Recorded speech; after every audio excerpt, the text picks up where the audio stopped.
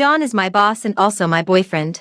During a business trip, we encountered extreme weather. When there was a landslide, John's face suddenly changed and he rushed towards another girl. I was washed away by the rainwater and almost drowned. He didn't show up during the whole month I was in the hospital. He never allowed me to touch the photo in his wallet. But this time he took the initiative to show it to me. When I saw clearly the woman in the photo, I understood why he was willing to give me everything except a proper title. After being discharged from the hospital, I sent invitations to everyone in the company, from top to bottom. He questioned me angrily. "Jamie, when did I say I was going to marry you?" I smiled calmly. "Who said the groom is you?" Hello, everyone. Welcome to my channel. Subscribe us to read wonderful novels every day. Now the story begins. On the day I was discharged from the hospital, I dialed John's phone number. I asked him if he could come and pick me up.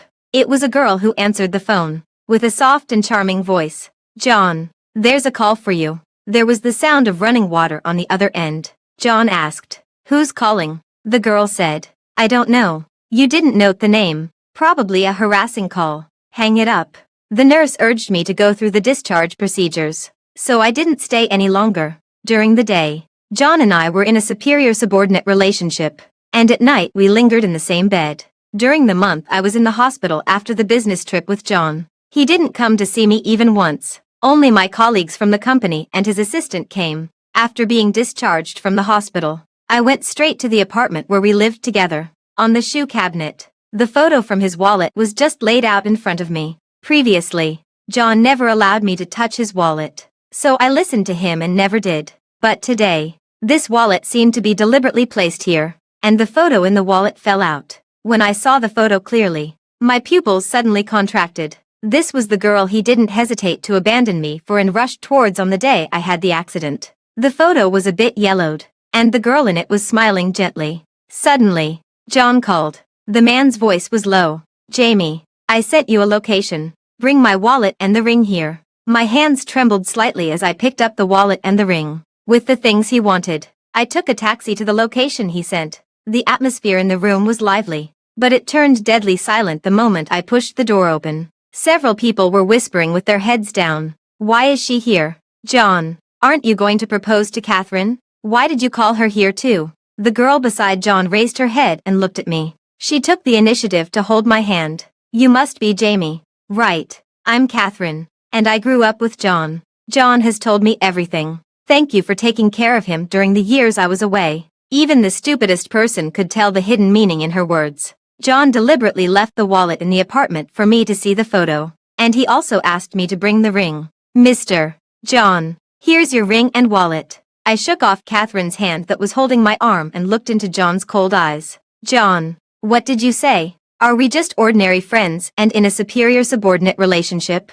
John chuckled. "Otherwise, Jamie, do you still delusionally think you can be my wife?" I held back my tears in my eyes and looked into John's eyes. "John, am I not your girlfriend?" I only heard sneers around me. She really thinks she's John's girlfriend. Come on. Does a mere employee really think she can be Mr. John's girlfriend? These harsh words were like knives stabbing at my heart. John would take me to various events. He openly took me with him, never denying the ambiguity between us, and let me move into his apartment. I thought we were in a boyfriend-girlfriend relationship. "John, do ordinary friends or a boss have sex with their subordinates?" John looked at me with a calm expression, a hint of casualness and indifference on his face. "Enough, Jamie. We've always had an equal exchange. Every time we had a physical relationship, I gave you gifts." Hearing his words, the tears that had been welling up in my eyes fell. Right in front of me, John put that ring on Catherine's hand. The ring sparkled under the incandescent light, and it looked beautiful on her slender and delicate hand. When John asked me to get this ring, I naively thought that he might be going to propose to me. He put his arm around Catherine's waist, gently brushed aside the stray hairs on her forehead, and tenderly placed a kiss on her forehead. I packed all my things and left John's apartment. I had never even carried the luxury bags he gave me. Fortunately, I didn't cancel the house I rented before moving in with John. Before that, even though we lived together, we never went to the company at the same time to avoid suspicion. His apartment was a bit far from the company. I had to transfer twice by subway to reach the company, while it was just a matter of stepping on the gas pedal for him to drive there. because it took too much time to transfer on the way. I asked him if he could give me a ride to the company. John just smiled faintly. No, it would have a bad impact. So we both tacitly never had a direct encounter in the company. Thinking about it now, the way he avoided suspicion with me in the company showed that he had never regarded me as his girlfriend. Only I was foolishly immersed in the web he weaved and thought we were a couple. When I got to the company, I wrote a letter of resignation. It had been 4 years since I joined the company. My peers had all been promoted, but I was still stuck in an ordinary position. I had always wondered why. My performance was always the best, but every time there was a promotion report, I always got the lowest score. Now I knew that because John had always treated me as his mistress, I would never have the day of promotion. After submitting the letter of resignation to the HR department, I felt relieved. My colleagues in the HR department stood up for me. Sister Jamie, you haven't been promoted in 4 years. It's time to change jobs. I smiled. I didn't receive any job offers from rival companies, nor was I headhunted. However, this ambiguous and dirty relationship should come to an end. When I returned to the office, there was a cup of Starbucks coffee on everyone's desk. My colleague pointed at the coffee on the desk. Hee, it's from the future Mrs. Wilson. There's also a small piece of cake, but there was none on my desk. Several colleagues gathered around gossiping about Catherine, and I stayed out of it, because I was also one of the people at the center of their gossip. It was just that the woman they talked about who was trying to cling to the Wilson family was me. Soon, Catherine came and placed a cup of coffee on my desk. Drink it, Jamie. I was stunned for a moment when I saw the coffee. I didn't drink it and just continued with my work. Catherine persistently stuffed a piece of mango-flavored cake into my mouth. The taste of mango spread in my mouth. I immediately spat it into the trash can. Catherine asked me pitifully, Jamie, don't you like me? Before I could speak, her eyes turned red and she ran away. The rumors in the company spread quickly and soon reached John's ears. He immediately dialed my number. Come up. As soon as the door opened, a sharp folder was thrown towards my face. His voice was cold and heartless. Jamie, do you really think you're my girlfriend? Blood soon slowly oozed from the corner of my mouth. I licked the corner of my mouth and sneered. No, Mr. John. Did he call me up just to vent her anger? It was just that I spat out her mango cake. But I'm allergic to mangoes. The folder messed up my hair, and the smell of blood at the corner of my mouth kept reminding me that at this moment, I was like a shamefaced clown. John, thank you for the mango cake. It's a pity that I'm allergic to mangoes. Even though we were in a secret relationship, we had been together for 3 years. In 3 years, he had never remembered that I was allergic to mangoes. Clearly, every time he bought mangoes, I told him I couldn't eat them. Jamie, recognize your own identity. Don't cross the line. Leave obediently. When you get married, I'll bring my wife to give you a wedding gift. I smiled softly with my head down. Got it, Mr. John. In private, I would call him John. And in front of my colleagues, I called him Mr. John. When we were lingering in bed, his warm kisses landed on my shoulders, and the moonlight shone on his face. That was the only time in a day when he would look at me with gentle eyes. At that moment, I felt that he was on the same wavelength as me, but I forgot that he had always been Mr. John, not mine. In the company, during meetings, his indifferent and distant expression told me that we were not from the same world. As early as when he abandoned me in the mudslide and I was washed away by the heavy rain while he rushed towards Catherine without hesitation, my feelings for him began to waver. Until now, the mountain in my heart had already collapsed. Keith, does what you said still count? I called the number on that yellowed note. There was no answer on the other end. After a while, he spoke with a slight tremor in his voice. It counts. Keith is in City A, and I came to City S for development. He has no parents and was my neighbor. Taking pity on him, my parents took extra care of him. Gradually, he became like a half-brother to me. Who would have known that the orphan that no one looked up to 10 years ago has now become a business tycoon who dominates City A? I'll come and pick you up. No, I'm getting ready to go back. Keith was very quick. Just like when I was bullied as a child, he would always be the first to show up.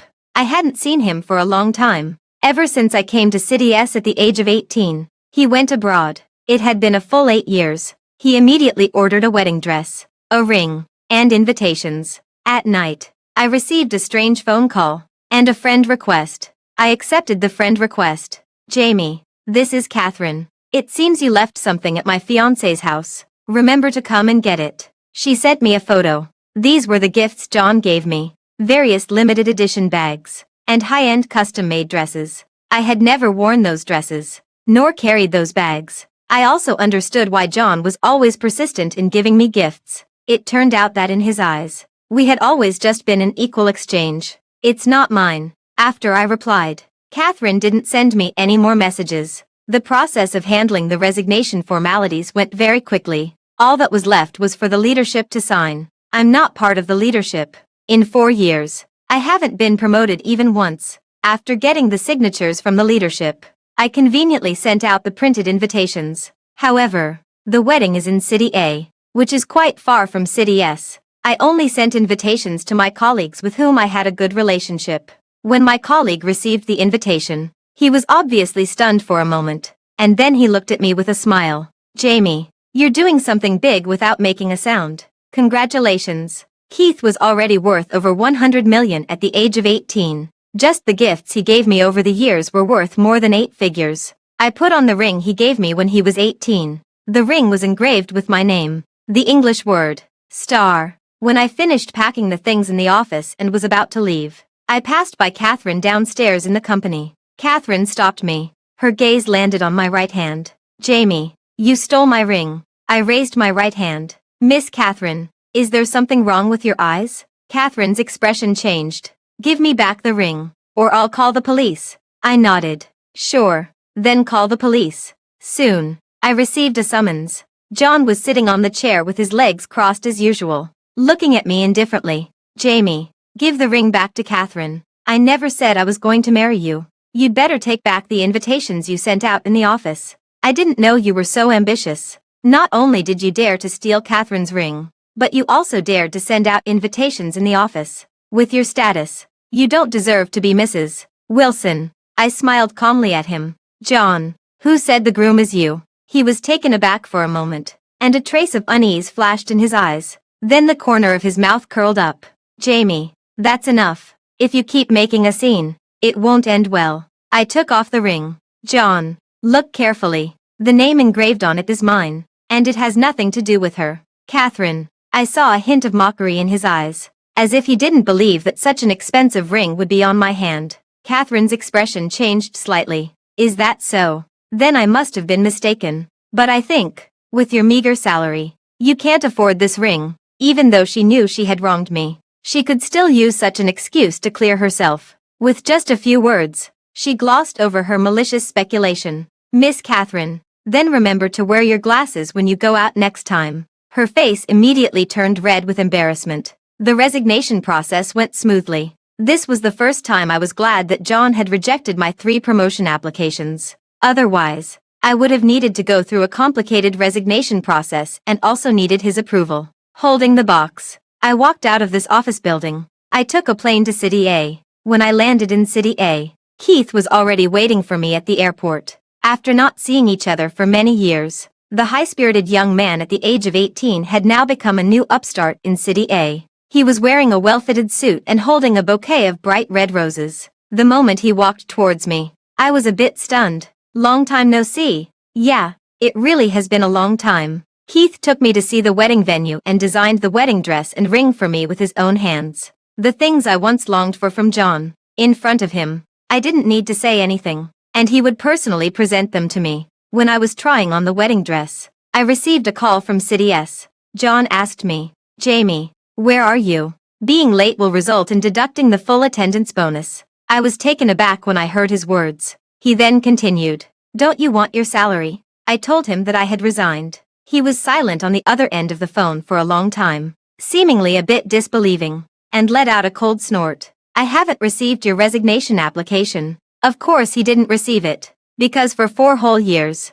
just because of my relationship with him, I was still an ordinary employee during these 4 years. Only the resignation reports of the leadership level need his approval. John's engagement banquet is next month. He is the eldest son of the Wilson family, and the engagement banquet will also be held on a grand scale. A photo of Catherine and John appeared in Catherine's WeChat moments. From their school days to the present, I was all too familiar with that yellowed photo. It was the photo that John kept in his wallet. I remember once, I accidentally spilled water, and John's wallet and watch got wet. His face immediately darkened, and he snatched the watch from my hand and kept wiping it. I also saw that watch in Catherine's WeChat moments. No wonder John cherished it so much. During the 3 years I was with John, I never posted anything about him on social media, because he didn't allow it. He also never posted anything about me. Looking back later, I realized that John and I were never really together. It was just an affair. In his eyes,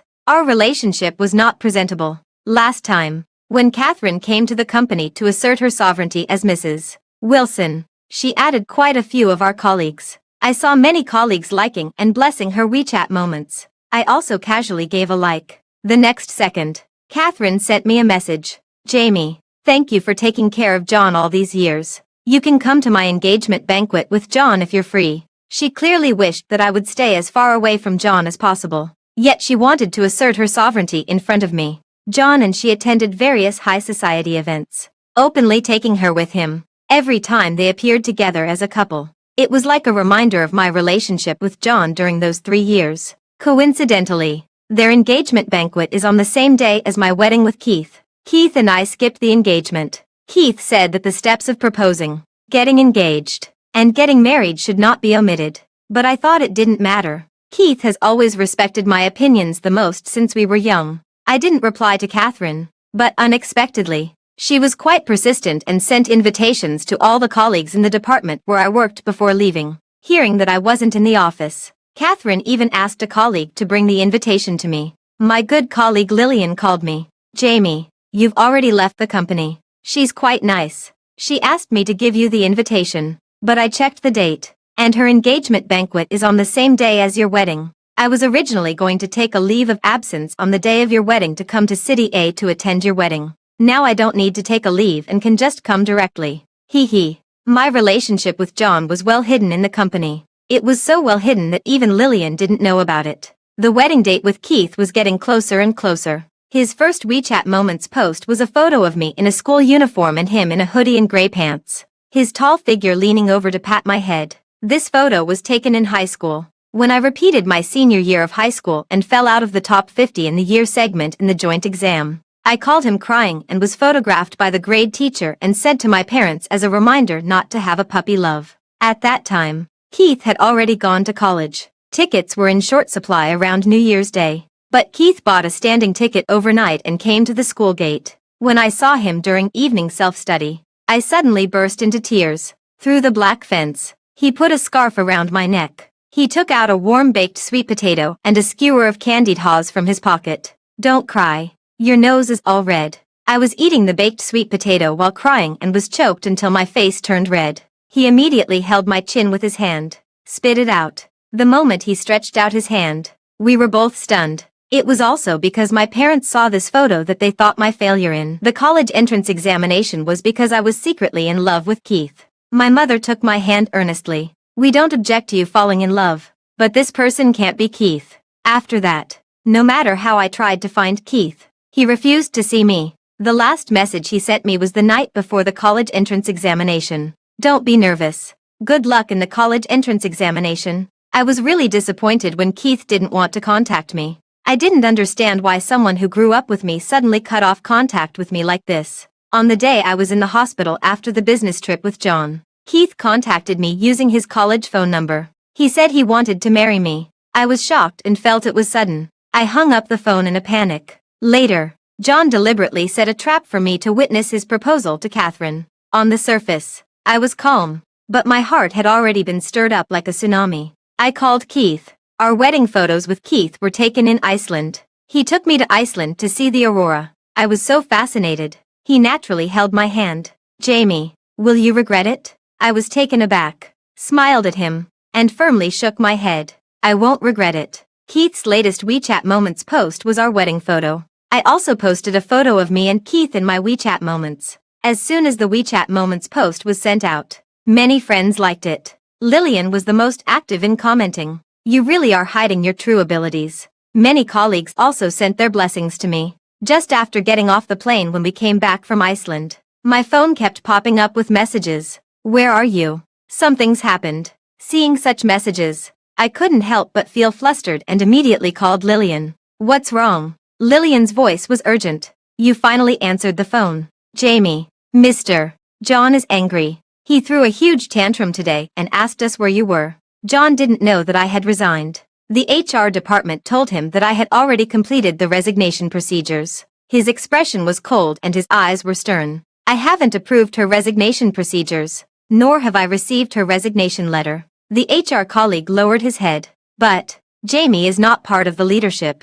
She doesn't need to inform you when she resigns. She just needs to go through the normal approval process. John lifted his eyelids. His pupils suddenly contracted, and his expression was the opposite of calm. There was a fierce aura around him. In addition to the call from Lillian, there were also many strange phone calls. I called the strange number back, and it was John who spoke. Jamie, come back. I haven't approved your resignation procedures. Hearing his words, I couldn't help but laugh. John, I've already completed my resignation procedures a long time ago. Whether you approve it or not is up to you. Suddenly, he growled. Why didn't you tell me when you resigned? Why should I tell him? John, it was you who rejected my promotion applications time and time again. Right. It was also you who gave me the lowest score in the year-end evaluation time and time again. His voice became hoarse.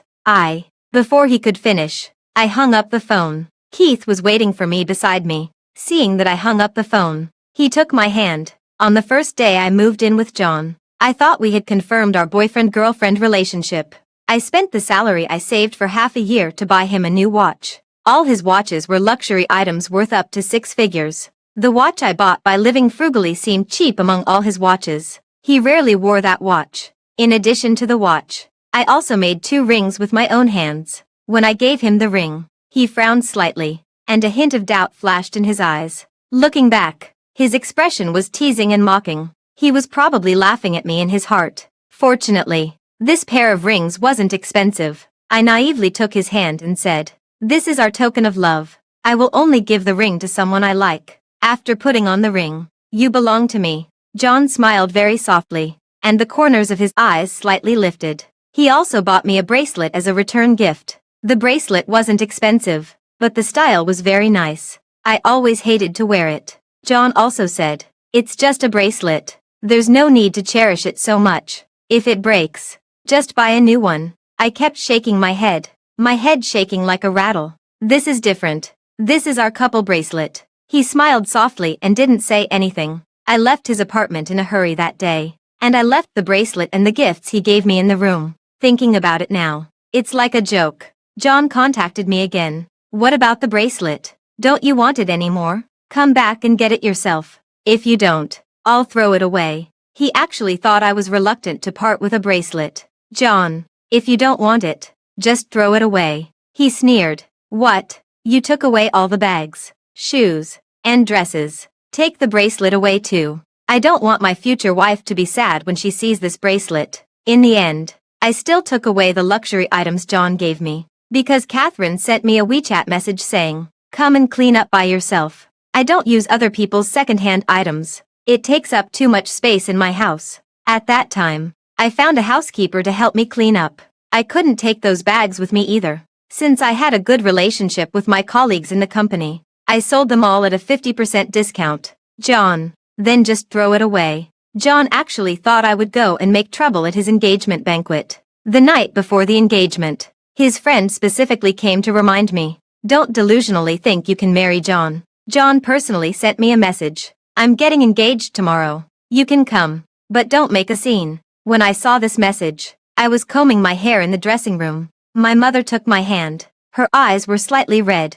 "I should have known you would suffer so much. I wouldn't have forced you to separate from Keith back then." What grievances could be hidden from my mother? My mother knew about my relationship with John. I thought she would scold me like she did on the eve of the college entrance examination. But she didn't. When she saw me dragging my suitcase home, she just silently went to the kitchen and cooked a bowl of corn and spare rib soup that I liked. "Drink it quickly. It's cold outside, and this will warm your stomach." But at that time, I really had no relationship with Keith. I said helplessly, "Mom, I really didn't have a puppy love in my senior year of high school." My mother held my hand tightly, still saying that, "If you didn't have a puppy love, why did he appear at your school the year you graduated from university?" When taking the graduation photo, I heard someone calling my name. It wasn't an illusion that I saw a figure similar to Keith's. That person was really Keith. Listening to my mother's words, my mind was in a daze for a long time. Oh, let's not talk about it.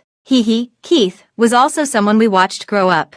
At that time, we didn't want him to be with you because his parents passed away and didn't leave him anything. We didn't want you to suffer with him. Now that I think about it, I was wrong back then. The Keith my mother described was someone I had never seen before. She said that on the night she talked with Keith, Keith's eyes turned red. Keith's parents passed away when he was 12 years old. Standing in front of the mourning hall, the young man straightened his back. There were crying sounds around, but he didn't shed a single tear. His eyes were dark, and he looked indifferent to everyone. It was impossible to tell his joy or anger, or his sorrow. He even refused the care of any adults and completed his parents' funeral by himself. At the age of 12, Keith ate alone and went to school alone. He lived on the community subsidy. When I was 12 years old and saw Keith at the age of 12, I thought he didn't look like what a 12-year-old should look like at all. He was more mature than all his peers. Growing up with him, my parents took pity on him and started taking care of his 3 meals a day. He also took care of me like an older brother. At school, as long as I followed him, no one dared to bully me anymore, even when someone laughed at him. Wild child, orphan without parents, Keith never had red eyes even in the midst of the continuous laughter of the children. He just lifted his eyes and looked at the surrounding children with an indifferent look. At that moment, he didn't seem like a child. Keith was taller than his peers. With him protecting me, I always felt very safe. My mother stroked my head. All right, let's not talk about it. Day is breaking. Mom hopes you two will go on happily. Before the wedding started, Lillian rushed to my wedding venue. She told me that Catherine and John's engagement banquet had been cancelled. When John went to the HR department to ask about my whereabouts, he suddenly noticed that many colleagues in the company were carrying bags that he was all too familiar with. He randomly grabbed someone and asked, "Where did you get that bag?" Lillian held the bag and smiled. "Mr. John, you mean this? Jamie sold it to us. It's at a 50% discount." John's hand froze, and his voice trembled slightly. "You mean, these bags were all sold to you by her?" Lillian nodded. "Yeah." After getting the answer, John frowned. He frantically called me, but I didn't answer. I was preparing for the wedding. "Where is she?" Lillian was confused. "Who?" John shouted urgently. "Where is Jamie?" Lillian replied blankly. I don't know either." When Lillian was describing it to me, she let out a long sigh of relief. "You have no idea." His eyes were terrifying. Then out of the blue, he cancelled the engagement banquet. I confided in Lillian. When I finished speaking, Lillian's mouth opened so wide that it could probably fit an egg. "You've been hiding it so well. He really looks decent on the outside but is actually a scoundrel." Lillian's phone rang, and the caller ID showed Mr. John. His voice was urgent. "Lillian, where's Jamie? The invitation on your desk is hers." "Right." Lillian glanced at me, her lips opening and closing as she seemed hesitant. I shook my head. Lillian said, "I don't know. Mr. John, there's a strong wind here, and the signal is bad. I'll hang up now." The wedding started, and I couldn't help feeling a bit nervous. It was an outdoor wedding. The weather in March was neither too cold nor too hot. The gentle breeze was blowing softly. He stood in the middle of the platform. My parents were by my side, accompanying me as I walked towards Keith. Under the fine strands of hair, his brow bones were strong, his nose was straight, and his thin lips were slightly pursed. Those almond-shaped eyes met mine. His eyes sparkled, and the corners of his lips lifted slightly. In those few seconds of eye contact, his eyes turned red inch by inch. The corners of his eyes were moist. We said our wedding vows, and he put the wedding ring on my finger. The ring was designed by him personally. The shape of the diamond was a star. It refracted fine but dazzling rays of light under the warm sun. "I do." Keith's voice was trembling. There was rarely such a nervous look in his eyes. "I do too." The door of the auditorium was pushed open. Another voice sounded simultaneously. "Jamie." Keith still had the boutonniere hanging on his chest. He was wearing the engagement suit, and there were beads of sweat on his forehead. He looked at me and kept shaking his head. "Jamie." Keith squeezed my hand tightly. I also held his hand in return. The strength was gentle but firm. The process of our wedding continued. John stood outside the door, his body trembling. He shouted my name. "Jamie, will you listen to my explanation?" The guests all turned their heads. John casually found a seat and sat down. When it was time to propose a toast, I raised my glass and clinked it with his openly. Let me introduce my former boss. The corners of Keith's lips curved slightly. Mr.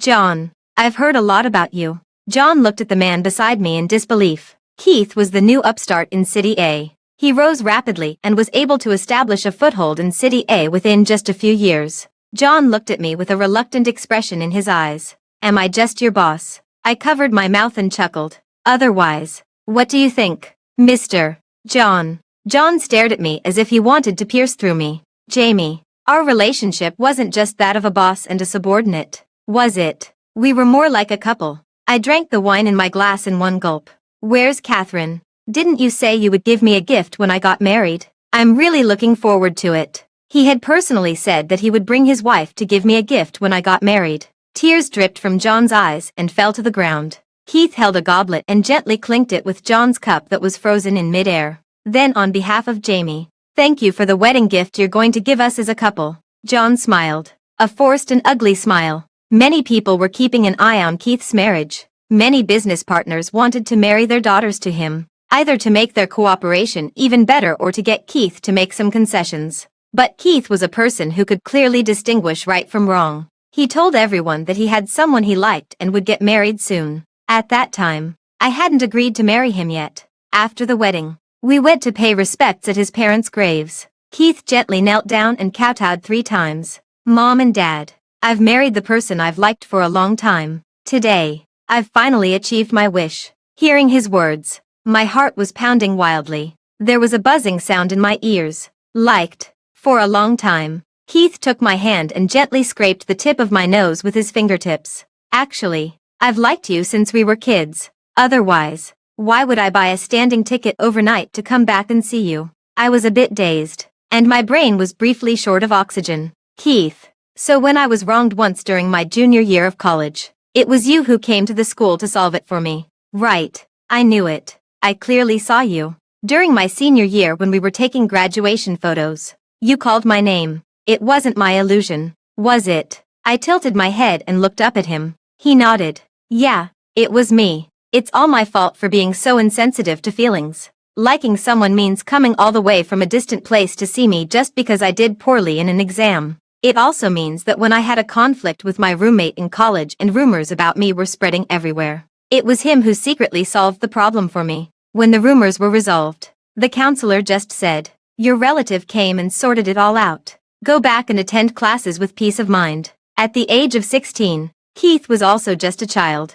But when my parents weren't around, he took care of me with ease. When I was 20 and was slandered by others, he quietly dealt with all the negative news about me. During that unclear relationship with John, I suddenly felt so wronged. Keith rarely made promises to me. He just did things without saying much. I didn't feel wronged originally, but when I thought of him, I felt wronged. I was wronged originally, but when I thought of him, I didn't feel wronged anymore. I asked him while crying, why didn't you tell me? He wiped the tears from the corners of my eyes with his fingertips. Jamie, at that time, I didn't have the ability or the funds. I couldn't confess to you. So I studied and started my own business desperately. I wanted to have a future with you. If I had known that these years of my absence in your life would make you so wronged, I wouldn't have left you. Epilogue. John, I've been with Jamie for 3 years. Catherine came back, and I really should have ended things with Jamie. She left so cleanly and decisively that I couldn't believe it. She resigned, and I actually didn't know about it. I was very angry. Why didn't anyone tell me that she had resigned? I called her, and she calmly told me I hadn't been promoted in 4 years. As an ordinary employee, I didn't need to tell you when I resigned. My heart twitched slightly. She had packed up all her things in the house, leaving only the bracelet I gave her. I would give her all kinds of luxury items, but I never gave her any jewelry. Jewelry should be given to my future wife. The bracelet was the only piece of jewelry I ever gave her. It was bought on the street and wasn't valuable. I just gave it to her as a return for the ring she gave me. She clearly liked this bracelet the most. Yet she didn't take it with her. I was a bit flustered and called to ask her about it. She told me to throw it away. I didn't throw it away. I saw many familiar bags in the company. These were all the bags I gave to Jamie. There were a few bags that, at present, there was only one of in City S. But this kind of bag appeared in the hands of the female employees in the company. I grabbed Jamie's best colleague and asked. Lillian told me. Oh, these bags. Jamie sold them to me at a 50% discount. When I heard this sentence, my heart suddenly became very flustered. I called her, but she blocked my number. I saw Jamie's wedding photos on my assistant's phone. When I saw the photos, I was completely stunned.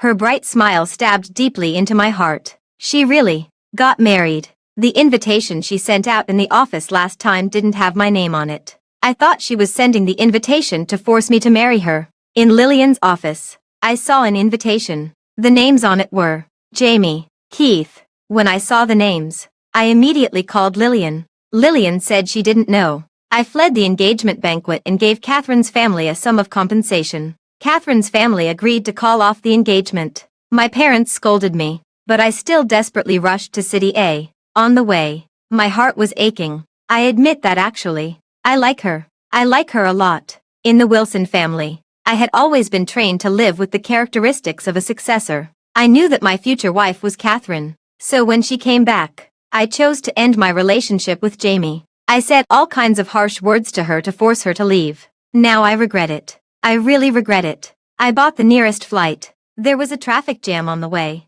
and I ran frantically to the hotel. I was bumped into by someone on the way, but I ignored it and got up and continued running. Someone called me crazy, but when I arrived, she was standing with Keith. She was smiling happily. When I saw her put on the ring, a chill spread throughout my body. I heard a thud, and my heart broke. I clutched my chest tightly. It hurt so much. She must have been very sad when she left without saying a word that day. I knew it was all over. It seemed that it was too late for me.